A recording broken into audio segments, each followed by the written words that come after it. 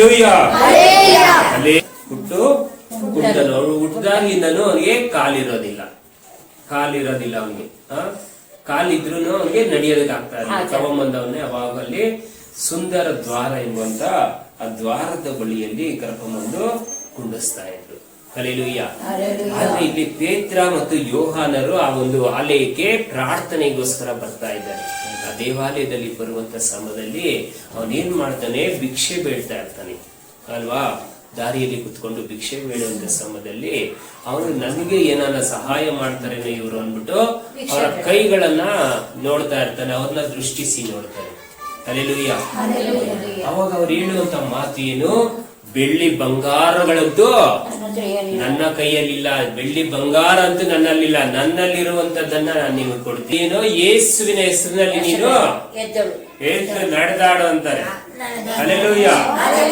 ಯೇಸು ಸ್ವಾಮಿ ಹೆಸರಿನಲ್ಲಿ ಎದ್ದು ನಡೆದಾಡು ಅಂತ ಹೇಳುವಾಗ ಅವನು ಎದ್ದು ನಡೆದಾಡ್ತಾನೆ. ಹಲ್ಲೆಲೂಯಾ. ಕಾಲುಗಳಿಗೆ ಶಕ್ತಿ ಬರ್ತದೆ.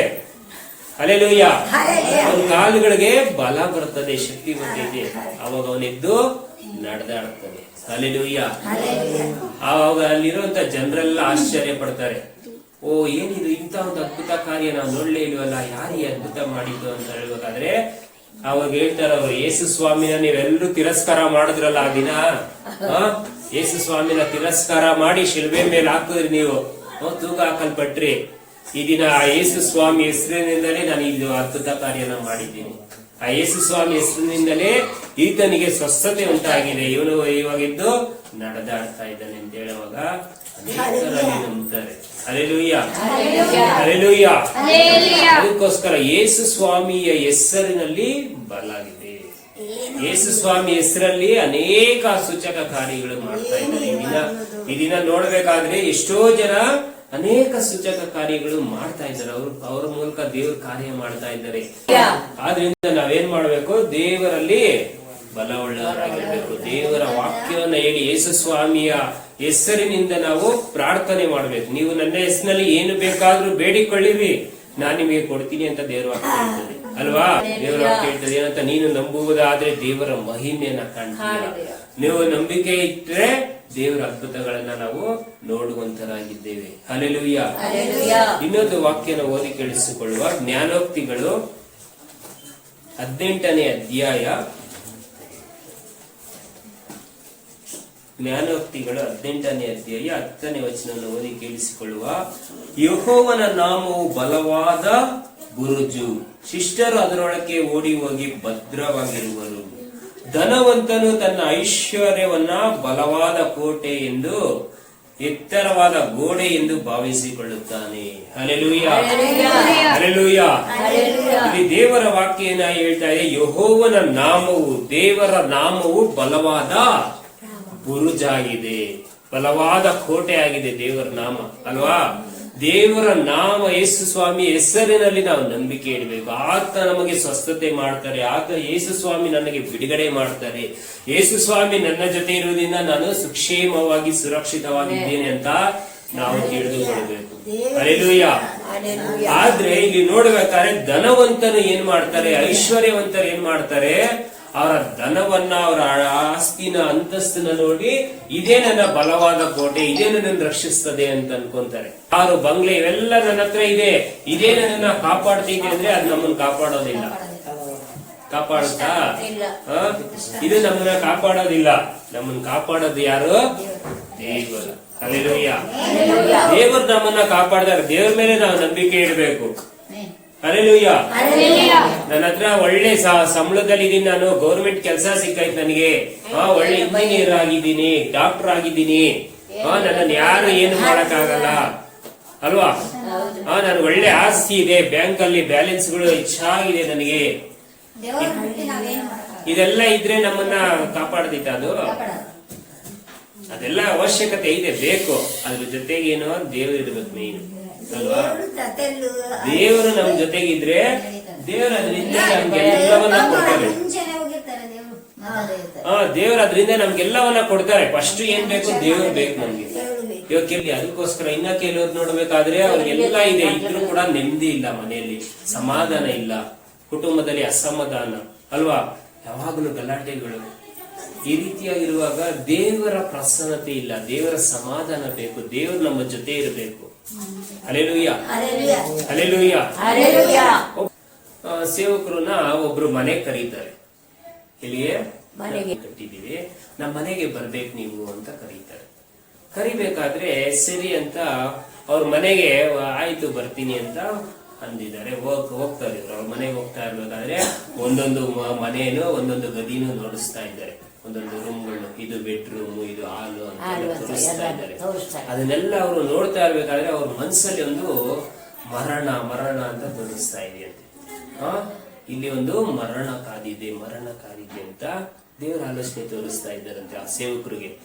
ಅವ್ರು ನೋಡ್ಬೇಕಾದ್ರೆ ಇದೇನಿದು ಈ ತರ ದೇವರ ಆಲೋಚನೆ ತೋರಿಸ್ತಾ ಇದ್ದಾರೆ, ಒಳ್ಳೆ ಹೊಸದಾಗಿ ಇನ್ನ ಮನೆ ಕಟ್ಟಿದ್ದಾರೆ, ಮನೆಗಳು ಹೊಸದಾಗಿ ಕಟ್ಟಿದಾರಲ್ಲ, ಇದೇನು ಈ ತರ ದೇವರ ಆಲೋಚನೆ ತೋರಿಸ್ತಾ ಇದ್ದಾರೆ ಅಂದ್ರೆ ಪ್ರತಿಯೊಂದವರು ಅವರು ಸಂತೋಷವಾಗಿ ತೋರಿಸ್ತಾ ಇದ್ದಾರೆ. ಯಾಕೆಂದ್ರೆ ಅವ್ರು ಹೊಸದಾಗಿ ಮನೆ ಕಟ್ಟಿದ್ದಾರೆ ಅಲ್ವಾ, ಅವ್ರು ಸಂತೋಷದಿಂದ ತೋರಿಸ್ತಾ ಇದ್ದಾರೆ. ಆದ್ರೆ ದೇವರ ಆಲೋಚನೆ ದೇವರವ್ರಿಗೆ ಸೇವಕರಿಗೆ ತೋರಿಸ್ತಾ ಇದ್ದಾರೆ, ಇಲ್ಲಿ ಒಂದು ಮರಣ ಕಾದಿದೆ ಎಂಬುದಾಗಿ. ಅಲ್ಲಿ ಹೋಗಿ ನೋಡ್ಬೇಕಾದ್ರೆ ಎಲ್ಲಾ ಕಡೆನೂ ಆ ತರ ಇದೆ. ಆಮೇಲೆ ಹೇಳೋಣ ಅಂದ್ಬಿಟ್ಟು ಸುಮ್ನೆ ಇರ್ತಾರೆ ಅವ್ರು, ಸೈಲೆಂಟ್ ಆಗಿ, ಫಾಸ್ಟ್ ಸೈಲೆಂಟ್ ಆಗಿ. ಇದು ಊಟ ಮಾಡ್ತಾರೆ, ಊಟಕ್ಕೆಲ್ಲೂ ಕೂತಿರ್ತಾರೆ. ಊಟಕ್ಕೆಲ್ಲ ಕೂತಿರ್ಬೇಕಾದ್ರೆ ಎಲ್ಲ ಇನ್ನೇನೆಲ್ಲ ರುಚಿಯಾಗಿ ಮಾಡಿದ್ದಾರೆ, ಎಲ್ಲ ಅಡಿಗೆಗಳೆಲ್ಲ ಮಾಡಿದ್ದಾರೆ. ರುಚಿಯಾಗಿ ಅಡಿಗೆ ಎಲ್ಲ ಮಾಡಿದ್ರೆ ಇನ್ನೇನು ಪಾಸ್ಟ್ರಿಗೂ ಬಡಿಸಿದ್ದಾರೆ, ಎಲ್ಲ ತಿನ್ಬೇಕಿನ ಅಲ್ವಾ. ತಿನ್ಬೇಕಾದ್ರೆ ಏನು ಅವರು ಮನೆ ಯಜಮಾನ ಏನ್ ಮಾಡ್ತಾರೆ, ತಿಂತಾರೆ. ಅವ್ರು ಎಲ್ಲ ಒಂದು ತುತ್ತು ಬಾಯಲ್ಲಿ ಇಟ್ಕೊಂತಾರೆ. ಇಟ್ಕೋತಿದ್ದಾಗೇನೆ ತುಂಬಾ ಚೆನ್ನಾಗಿ ಮಾಡಿದ್ದಾರೆ ಅಡಿಗೆ ಅಂತಂದ್ರೆ, ತುಂಬಾ ಚೆನ್ನಾಗಿ ಅಡಿಗೆ ಮಾಡಿದ್ದಾರೆ ಅಂತಿದ್ದಾಗೇನೆ ಹೆಂಡತಿ ಕೋಪ ಬಂದು ಜೋರಾಗ ಬೂಟ್ ಅಂತ ಗಲಾಟೆ ಮಾಡಿ ಅವರೊಂದು ದಾರಿಗೆ ಹೋದ್ರು. ಆಮೇಲೆ ಗಂಡನನ್ನು ಅಯ್ಯೋ ಏನ್ ನನ್ನ ಹೆಂಡತಿ ಈ ತರ ಕಿತ್ಲಾಡಿದ್ರಲ್ಲ ಅಂದ್ಬಿಟ್ಟು ಇವರು ನನ್ನ ನೆಟ್ಟೆ ಬಿಡ್ತಾರೆ. ಹಲ್ಲೆಲೂಯಾ.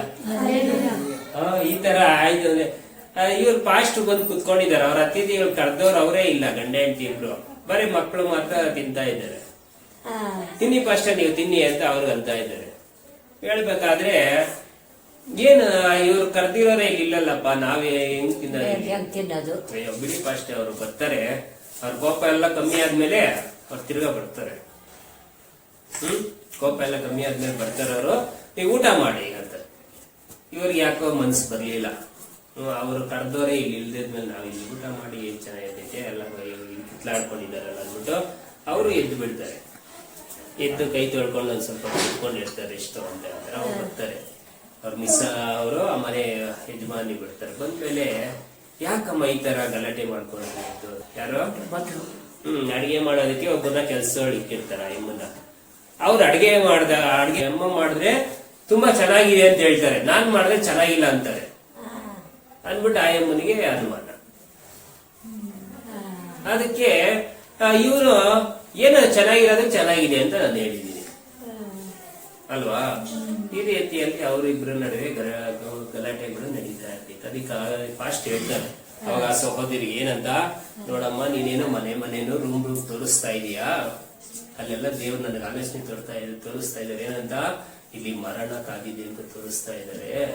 ನೀನು ಏನ್ ಮಾಡ್ಬೇಕು, ನೀನ್ ಅನುಮಾನ ಅನ್ನೋದನ್ನ ಬಿಡ್ಬೇಕು. ನೀನ್ ಫಸ್ಟ್ ಇರುವಂತ ಅನುಮಾನ ಅನ್ನೋದು ಬಿಟ್ಟು ಗಂಡ ಹೆಂಡತಿರು ಅನ್ಯೋನ್ಯವಾಗಿರ್ಬೇಕು, ಸಮಾಧಾನದಿಂದಿರ್ಬೇಕು. ಇಲ್ಲ ಅಂದ್ರೆ ಇದು ಹಂಗೆ ಗಲಾಟೆ ಆಗಿ ತುಂಬಾ ಒಂದು ಮರಣವೇ ಇಲ್ಲಿ ಕಾದಿದೆ. ದುರಾತ್ಮ ಆಳ್ವಿಕೆ ಮಾಡ್ತಾ ಇದ್ದಾನೆ. ಹಲ್ಲೆಲೂಯಾ. ನಿಮ್ಮ ನಡುವೆ ದೇವರ ಪ್ರಸನ್ನತೆ ಇಲ್ಲ, ದೇವರ ಸಮಾಧಾನ ಇಲ್ಲ.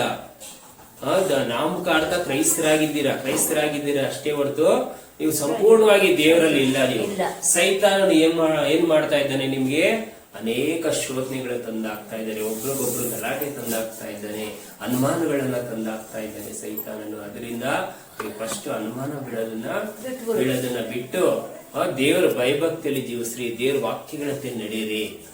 ದೇವರ ಪ್ರಸನ್ನತೆ ಇಲ್ಲಿ ಬರುವಾಗ ನಿಮ್ಮ ಕುಟುಂಬದಲ್ಲಿ ಸಮಾಧಾನ ಇರ್ತದೆ, ನೀವು ಕೂಡ ಆರೋಗ್ಯವಾಗಿರ್ತೀರಾ. ದೇವರ ಆರೋಗ್ಯ ಆಯುಷ್ಯನ ನಿಮ್ಗೆ ಕೊಡ್ತಾರೆ ಅಂತ ಸೇವಕರು ಹೇಳ್ತಾರೆ. ಹೇಳಿದಾಗ ಅವರು ನಾನು ಮಾಡಿದ ತಪ್ಪೇ ಆಯ್ತು, ಕರೆಕ್ಟೇ, ನೀವು ಹೇಳಿದ್ದು ಅಷ್ಟೇ, ನಾವು ಸುಮ್ನೆ ನಾಮಕಾರ್ಥ ಕ್ರೈಸ್ತರಾಗಿದ್ದೀವಿ ಅಷ್ಟೇ. ಏನೋ ಸಭೆಗೆ ಹೋಗ್ತೀವಿ ಬರ್ತೀವಿ, ಆರಾಧನೆ ಮಾಡ್ತೀವಿ ಬರ್ತೀವಿ, ಅದೇ ದೇವರು ನಮ್ಮ ಹೃದಯದಲ್ಲಿ ಇಲ್ಲ, ದೇವರು ನಮ್ಮ ಮನೆಯಲ್ಲಿ ಇಲ್ಲ, ನಮ್ಮ ಜೀವಿತದಲ್ಲಿ ಯೇಸು ಸ್ವಾಮಿ ಇಲ್ಲ.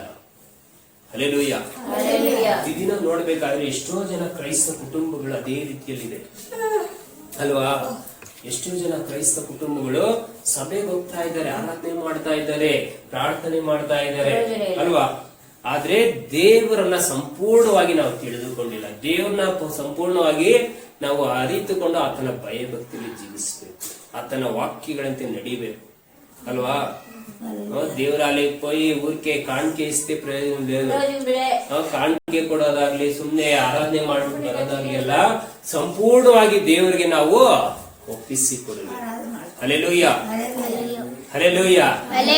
ಸಂಪೂರ್ಣವಾಗಿ ದೇವರಿಗೆ ನಾವು ಒಪ್ಪಿಸಿಕೊಡುವಾಗ ದೇವರು ನಮ್ಮ ಜೀವಿತಗಳನ್ನ ಕಾರ್ಯ ಮಾಡ್ತಾರೆ. ಯೇಸುಸ್ವಾಮಿ ಕಳೆದ ವಾರದಲ್ಲಿ ಹೇಳಿದ ವಾಕ್ಯದಲ್ಲಿ ಏನಂತ, ಹೃದಯದ ಬಾಗಿಲಲ್ಲಿ ನಿಂತುಕೊಂಡು ಯೇಸು ಸ್ವಾಮಿ ತಟ್ತಾ ಇರ್ತಾರಂತೆ. ಯಾರು ಅವರ ಹೃದಯನ ತೆಗಿತಾರೋ, ಯೇಸುವೇ ನನ್ನ ಹೃದಯದಲ್ಲಿ ಬಾ ಎಂಬುದಾಗಿ ಯಾರು ಕರೀತಾರೋ ಅವರ ಹೃದಯದಲ್ಲಿ ಯೇಸು ಸ್ವಾಮಿ ಬರ್ತಾರೆ, ಅವರ ಜೀವಿತದಲ್ಲಿ ಯೇಸು ಸ್ವಾಮಿ ಬರ್ತಾರೆ, ಅವರ ಮನೆಗಳಲ್ಲಿ ಯೇಸು ಸ್ವಾಮಿ ಬರ್ತಾರೆ. ಹಲ್ಲೆಲೂಯಾ. ಯೇಸು ಸ್ವಾಮಿ ಏನಾಗಿದ್ದಾರೆ? ಲೋಕಕ್ಕೆ ಬೆಳಕಾಗಿದ್ದಾರೆ. ಹಲ್ಲೆಲೂಯಾ. ಯೇಸು ప్రభు ఏమైండారు? లోకానికి వెలుగుగా ఉండారు. హల్లెలూయా. ఆ వెలుగు మాలోకి రావాలంటే మేము యేసు స్వామిని సంపూర్ణంగా నమ్మాలి. మన హృదయంలోకి యేసు ప్రభు రావాలి, మన జీవితాల్లో యేసు ప్రభు రావాలి, మన ಕುಟುಂಬದಲ್ಲಿ యేసు ప్రభు ರಾవాలి. ಹಲ್ಲೆಲೂಯಾ. ಯೇಸು ಸ್ವಾಮಿ ನಮ್ಮ ಹೃದಯದಲ್ಲಿ ಬರುವಾಗ, ನಮ್ಮ ಜೀವಿತದಲ್ಲಿ ಬರುವಾಗ ನಮ್ಮ ಜೀವಿತವು ಏನಾಗ್ತದೆ? ಬೆಳಕಿನ ಹಲ್ಲೆಲೂಯಾ, వెలుగుగా మారుతుంది మన లైఫ్. హల్లెలూయా. చీకటి అంతా వెళ్ళిపోయి వెలుగు మా జీవితంలో వస్తుంది. హల్లెలూయా. ಆದ್ರಿಂದ ಪ್ರಿಯರೇ, ಯೇಸು ಸ್ವಾಮಿನ ನಾವು ಒಪ್ಪಿಸಿಕೊಡುವ. ಯೇಸು ಸ್ವಾಮಿ ನಮ್ಮ ಹೃದಯದಲ್ಲಿ ಬರಬೇಕು. ನಮ್ಮ ಜೀವಿತದಲ್ಲಿ ಬರುವಾಗ ನಮ್ಮ ಕುಟುಂಬದಲ್ಲಿ ಆಳ್ವಿಕೆ ಮಾಡುವಂತ ಎಲ್ಲ ದುರಾತ್ಮನ ಶಕ್ತಿಗಳು, ಎಲ್ಲ ಸೈತಾನನ ಕಾರ್ಯಗಳೆಲ್ಲ ಬಿಡುಗಡೆ ಉಂಟಾಗ್ತದೆ. ಹಲ್ಲೆಲೂಯಾ. ಯಾವಾಗ ನಾವು ದೇವರಿಗೆ ಅವಕಾಶ ಕೊಡ್ತೀರಾ, ಲೋಕದ ರೀತಿಯಂತೆ ನಾವು ಜೀವಿಸ್ತಾ ಇರ್ತೀವೋ, ನಮ್ಮ ಕುಟುಂಬದಲ್ಲಿ ಸೈತಾನನ ಆಳ್ವಿಕೆ ಮಾಡ್ತಾ ಇರ್ತಾರೆ. ಹಲ್ಲೆಲೂಯಾ. ಸೈತಾನನ ಆಳ್ವಿಕೆ ಮಾಡಿ ಏನ್ ಮಾಡ್ತಾ ಇರ್ತಾನೆ? ಕುಟುಂಬದಲ್ಲಿ ಯಾವಾಗಲೂ ಸಮಸ್ಯೆಗಳನ್ನ ತಂದಾಕ್ತಾ ಇರ್ತಾನೆ, ಗಲಾಟೆಗಳನ್ನ ತಂದಾಕ್ತಾ ಇರ್ತಾನೆ, ಒಬ್ಬರಿಗೊಬ್ಬರು ವೈಮನಸ್ಸುಗಳು ಅಲ್ವಾ? ಕುಟುಂಬದಲ್ಲಿ ನೆಮ್ಮದಿ ಇರೋದಿಲ್ಲ, ಸಮಾಧಾನ ಇರೋದಿಲ್ಲ. ಅದಕ್ಕೋಸ್ಕರ ಪ್ರಿಯರೇ, ಯಾವಾಗ್ಲೂ ಸಾಲಗಳು, ಸಮಸ್ಯೆಗಳು ತಂದಾಕಿ ಸೈತಾನನು ನೋಡ್ತಾ ಹಾಕುತ್ತಿರ್ತಾನೆ ಅಲ್ವಾ? ಅದಕ್ಕೋಸ್ಕರ ಯೇಸು ಸ್ವಾಮಿ ನಮ್ಮ ಹೃದಯದಲ್ಲಿ ಇಟ್ಕೊಳ್ಬೇಕು, ಯೇಸು ಸ್ವಾಮಿನ ನಮ್ಮ ಜೀವಿತದಲ್ಲಿ ಕರಿಬೇಕು. ಸ್ವಾಮಿ, ನನ್ನ ಜೀವಿತದಲ್ಲಿ ನೀನು ಬಾ ಕರ್ತನೆ, ನನ್ನ ಜೀವಿತದಲ್ಲಿ ನೀನು ಅದ್ಭುತನ ಮಾಡು ಎಂಬುದಾಗಿ ದೇವರ ಹತ್ರ ನಾವು ಬೇಡಬೇಕು. ದೇವರ ಕೇಳ್ತಾರೆ ಏನಂತ? ಬೇಡಿಕೊಳ್ಳಿರಿ ನಿಮಗೆ ಸಿಕ್ಕುವುದು, ತಟ್ಟಿರಿ ನಿಮಗೆ ತೆರೆಯುವುದು, ಹುಡುಕಿರಿ ನಿಮಗೆ ಸಿಕ್ಕುವುದು ಎಂಬುದಾಗಿ ದೇವರು ಆಗ್ತಿರ್ತಾರೆ. ಆ ರೀತಿಯಲ್ಲಿ ನಾವು ದೇವರ ಹತ್ರ ಬಂದು ನಾವು ಪ್ರಾರ್ಥಿಸುವಾಗ ದೇವರು ನಮ್ಮ ಜೀವಿತಗಳನ್ನ ಬೆಳಕಿನ ಉಪಾಧಿಯಲ್ಲಿ ದೇವರು ಮಾಡ್ತಾರೆ. ಹಲ್ಲೆಲೂಯಾ. ಇನ್ನೊಂದು ವಾಕ್ಯ ಓದಿಕೊಳ್ಳುವ. ಯೆಹೋಶುವನು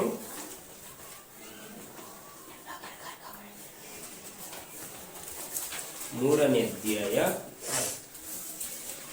5ನೇ ವಚನ ಓದಿ ಕೇಳಿಸಿಕೊಳ್ಳುವ. ಜನರಿಗೆ ನಿಮ್ಮನ್ನು ಶುದ್ಧಿ ಮಾಡಿಕೊಳ್ಳಿರಿ, ಯೆಹೋವನು ನಾಳೆ ನಿಮ್ಮ ಮಧ್ಯದಲ್ಲಿ ಅದ್ಭುತಗಳನ್ನು ನಡೆಸುವನು ಎಂದು ಹೇಳಿದನು. Hallelujah, hallelujah. ಏನಂತ ಇಲ್ಲಿ ಯೆಹೋಶುವ ಹೇಳ್ತಾ ಇದ್ದಾನೆ? ಆ ಜನರಿಗೆ ಏನಂತ? ನಿಮ್ಮನ್ನು ನೀವು ಶುದ್ಧ ಮಾಡಿಕೊಳ್ಳಿರಿ. ಶುದ್ಧ ಮಾಡಿಕೊಂಡಾಗ ಯೆಹೋವನು ನಾಳೆ ನಿಮ್ಮ ಮಧ್ಯದಲ್ಲಿ ಅದ್ಭುತಗಳನ್ನು ನಡೆಸುವನು. ಹಲ್ಲೆಲೂಯಾ. ನಮ್ಮನ್ನ ನಾವೇನ್ ಮಾಡ್ಕೊಬೇಕು? ಪರಿಶುದ್ಧ ಮಾಡ್ಕೊಬೇಕು, ಶುದ್ಧ ಮಾಡಿಕೊಳ್ಬೇಕು. ನಮ್ಮಲ್ಲಿರುವಂತಹ ಪಾಪವನ್ನ ದೇವರಿಗೆ ಒಪ್ಪಿಸಿಕೊಡಬೇಕು ಅಲ್ವಾ? ನಮ್ಮಲ್ಲಿರುವಂತ ಪಾಪವನ್ನ ದೇವರಿಗೆ ಒಪ್ಪಿಸಿಕೊಡ್ಬೇಕು. ನಮ್ಮಲ್ಲಿರುವಂತಹ ಎಲ್ಲ ಕೆಟ್ಟ ಆಲೋಚನೆಗಳನ್ನ, ಕೆಟ್ಟ ಮಾರ್ಗಗಳನ್ನ, ಕೆಟ್ಟ ಒಂದು ಕಾರ್ಯಗಳನ್ನೆಲ್ಲವನ್ನ ಯೇಸು ಸ್ವಾಮಿಗೆ ಒಪ್ಪಿಸಿಕೊಡ್ಬೇಕು. ಯೇಸುವೆ ನನ್ನನ್ನ ಕ್ಷಮಿಸು ಅಂತ. ಯಾಕೆಂದ್ರೆ ಯೇಸು ಸ್ವಾಮಿ ನಮಗೋಸ್ಕರ ಶಿಲುಬೆ ಮೇಲೆ ತನ್ನ ರಕ್ತವನ್ನ ಸುರಿಸಿದ್ದಾರೆ.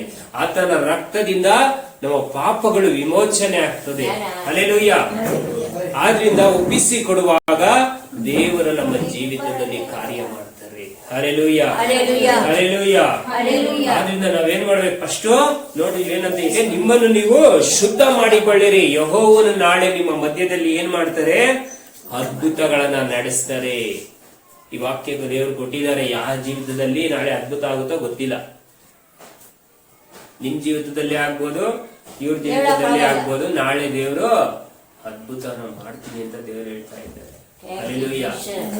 ನಾಳೆ ನಿಮ್ಮ ಜೀವಿತದಲ್ಲಿ, ನಿಮ್ಮ ಮಧ್ಯದಲ್ಲಿ ಅದ್ಭುತವನ್ನ ಯಾರು ಮಾಡ್ತಾರೆ? ದೇವರು ಮಾಡ್ತಾರಂತೆ. ಹಲ್ಲೆಲೂಯಾ.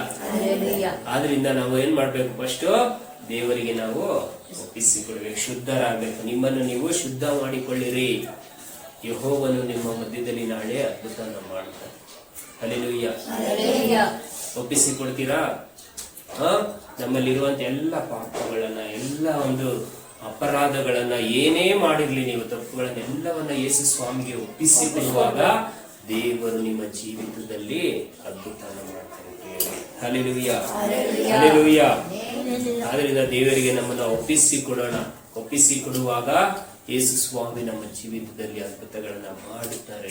ಯಾಕೆಂದ್ರೆ ಆತನು ಆಶೀರ್ವಾದ ಮಾಡುವಂತ ದೇವರು, ಅತಿಶಯ ಕಾರ್ಯಗಳನ್ನ ಮಾಡುವಂತ ದೇವರು. ಆತನ ಕೈಯಲ್ಲಿ ಅಸಾಧ್ಯವಾದ ಕಾರ್ಯಗಳು ಒಂದು ಇಲ್ಲ. ಹಲ್ಲೆಲೂಯಾ.